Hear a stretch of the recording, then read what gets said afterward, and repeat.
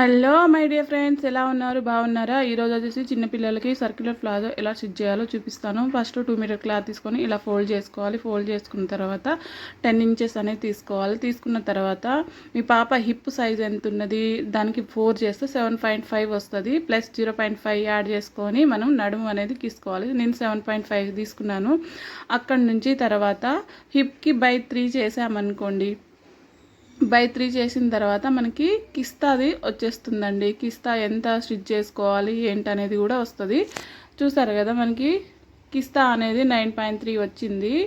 9.3 దగ్గర నుంచి మనం కిందకి కిస్తా అనేది గీసుకోవాలి. అలా గీసుకున్న తర్వాత అక్కడ నుంచి మనకి 0.1 కాదు, 1.5 అనేది 1.5 ఇంచెస్ అక్కడ తీసుకోవాలి. తీసుకున్న తర్వాత ఇలా సర్కిల్ ఫామ్లో చేసుకోవాలి. అది వచ్చి కిస్తా అండి.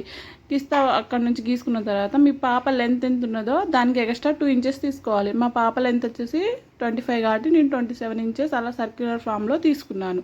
తీసుకున్న తర్వాత మంచిగా కట్ చేసుకోవాలి. ఇప్పుడు క్లాత్ని ఎలా మనం గీసుకున్నామో అలా మొత్తం కట్ చేసుకోవాలి. నేను అక్కడ ఒక మిస్టేక్ చేశాను, అదేంటో తెలుసుకుందాం. ఇప్పుడు నేను పేపర్ మీద చూపిస్తాను. ఇది 2 మీటర్ క్లాత్ తీసుకోండి, ఇలా మలుచుకోండి.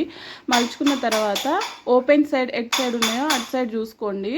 ఓపెన్ సైడ్ ఎట్ సైడ్ ఉన్నాయో అటు సైడ్ తీసుకొని మీ పాప నడుము సైజ్ ఎంత ఉన్నదో అంత కట్ చేసుకొని కిస్తా వచ్చేసి ఓపెన్ సైడ్ అనేది కట్ చేసుకోవాలి. 9.3 అనేది ఇప్పుడు ఓపెన్ సైడ్ అనేది కట్ చేసుకోవాలి. నేనేం చేశాను, ఇటు మిడ్ పాయింట్లో కట్ చేసుకున్నాను. అందువల్ల నాకు ఇప్పుడు రాంగ్ అనేది వచ్చింది. ఇప్పుడు మీ పాప ఫ్రాక్ లెంత్ ఎంత ప్లాజో లెంత్ ఎంత ఉన్నదో అంతా కట్ చేసుకోవాలి. కిస్తా అనే మనకి ప్లాజో అనేది ఇలా రావాలి. కానీ నేనేం చేశాను, అటు ఓపెన్ సైడ్ కట్ చేసుకోకుండా కిస్తా 9.3 అనేది చెప్పాను కదా, అటు సైడ్ కట్ చేసుకుంటా ఇట్లా మిడిల్లో కట్ చేసుకుంటా. మిడిల్లో కట్ చేసుకోవడం వల్ల నాకు 2 సైడ్ అనేది స్టిచ్చింగ్ అనేది వస్తుంది. అటు ఓపెన్ సైడ్ కట్ చేసుకుంటే 1 సైడే మనకి స్టిచ్చింగ్ అనేది వస్తుంది. ఇప్పుడు నాకేం ప్రాబ్లం లేదు, కానీ 2 సైడ్ అనేది స్టిచ్చింగ్ అనేది వస్తుంది. ఓకే, ఈ వీడియో మీకు నచ్చినట్లయితే తప్పకుండా లైక్ చేయండి, కామెంట్ చేయండి, సబ్స్క్రైబ్ మాత్రం తప్పకుండా చేయండి. థ్యాంక్ యూ, బాబాయ్. మీకు అర్థమైందని అనుకుంటా. కొత్త ఛానల్ అండి, ఏమైనా తప్పులు ఉంటే సపోర్ట్ చేయండి.